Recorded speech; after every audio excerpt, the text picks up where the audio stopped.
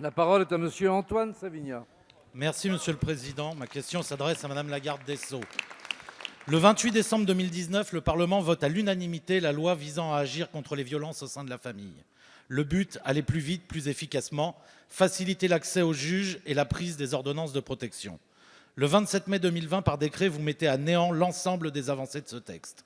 Délivrer et enrôler en 24 heures la convocation autorisée par le juge aux affaires familiales est une hérésie technique, économique, et la certitude qu'ainsi les juridictions ne seront pas encombrées par ce type de demande, puisqu'à la clé, le non-respect de cet impossible délai se voit sanctionné par la caducité de la demande. La déclarée priorité nationale, avérée priorité pour le Parlement, se heurte à l'obstruction de l'institution judiciaire qui met en œuvre les moyens pour rendre les demandes inopérantes. De la même manière, et concernant l'accès au logement, rien n'a été fait pour la mise en place du comité de pilotage pourtant prévu à l'article 15 de la loi, ni concernant les dispositions de l'article 18 et de la remise au Parlement dans un délai de 3 mois de la promulgation de la loi d'un rapport sur la possibilité de la mise en place d'une application permettant de centraliser les informations à disposition des victimes. Alors, Madame la garde des Sceaux, priorité ou pas priorité?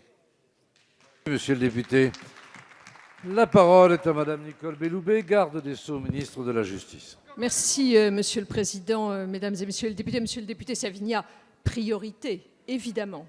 Priorité qui se traduit depuis plus de 3 ans par la politique conduite par le gouvernement et qui a conduit, vous le savez, Monsieur le député, puisque nous en évoquons souvent ces sujets-là, qui a conduit au développement des ordonnances de protection qui ont doublé en 2 ou 3 ans, qui sont aujourd'hui délivrées au nombre de 4000. Priorité également en raison du déploiement des téléphones grave danger. J'ai eu l'occasion de dire devant cette Assemblée qu'ils sont passés en 1 an de 300 à 1000 téléphones. Priorité également avec le développement du bracelet anti-rapprochement qui, comme je m'y étais engagée, sera mis en œuvre à compter du mois de septembre 2020 et totalement déployé pour 1000 bracelets au mois de décembre. Priorité donc, c'est mon seul objectif et c'est ce à quoi je m'attache avec ma collègue Marlène Schiappa. Merci Madame la Ministre. Monsieur le député. On peut s'interroger sur le caractère prioritaire pour votre gouvernement dans la mesure où il aura fallu que ce soit notre groupe LR sous la direction d'Aurélien Pradié pour ce texte qui dépose le texte qui a été voté au mois de décembre dernier. On peut également s'interroger puisqu'il aura fallu que 136 députés issus de tous les bancs de cette Assemblée vous interpellent pour vous demander de supprimer ce décret du 27 mai qui est encore une fois une hérésie et une atteinte aux droits des victimes. Et pour obtenir ce jour une réponse, nous expliquant que dans la mesure où il s'agit de respecter le contradictoire dans le débat, il a fallu effectuer un certain nombre de consultations et nous remettre contradictoire, oui, certes, mais à la dernière minute, un courrier nous apportant enfin la réponse à nos questions. Merci, Monsieur le député. Madame la Ministre. Monsieur le Président, Monsieur le député Savigna, j'apprécie qu'un avocat respecte le principe du contradictoire. Vraiment, je trouve que c'est très bien pour un avocat.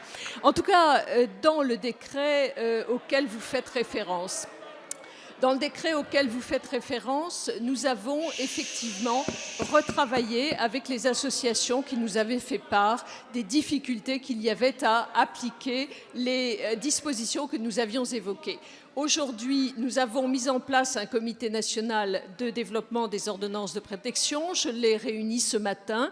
Nous avons obtenu un accord sur la meilleure manière de procéder pour développer les ordonnances de protection. La modification du décret dont il est question part cet après-midi au Conseil d'État et devrait être publiée dans les prochains jours. Merci Madame la Ministre. La parole